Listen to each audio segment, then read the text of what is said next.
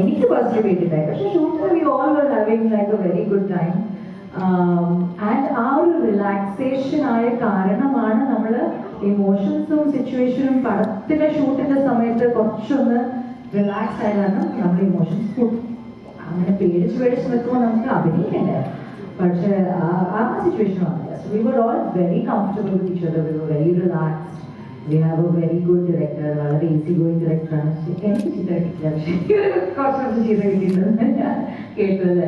So ഈ made everybody, പ്രത്യേകിച്ച് അതാ കറുത്ത ഷർട്ട് വെച്ചിരുന്ന ചെറുക്കാൻ. But we had A great time. അങ്ങനത്തെ ഒരു എക്സ്പീരിയൻസ് ഒന്നും ഉണ്ടായില്ല. രാത്രി ഷൂട്ട് ചെയ്യുന്ന സമയത്ത് it was about October November സമയം. കുട്ടിക്കാലത്ത് ഫോഗ് ഉണ്ടായി. പിന്നെ ഒരു അങ്ങനെ ചെറിയൊരു മലയുടെ മുകളിലൊരു തണ്ണീർ നിൽക്കുന്ന ഒരു വീട്. അപ്പൊ എല്ലാവരും ടേക്ക് ചെയ്യുന്ന സമയത്ത് സൈലൻസ് ആകുമ്പോൾ നമുക്ക് തോന്നിക്കും പുറത്തുനിന്ന് ആരോ എന്തോ ശബ്ദം വരുന്നുണ്ട്. അങ്ങനെ നമ്മുടെ mind playing games on us.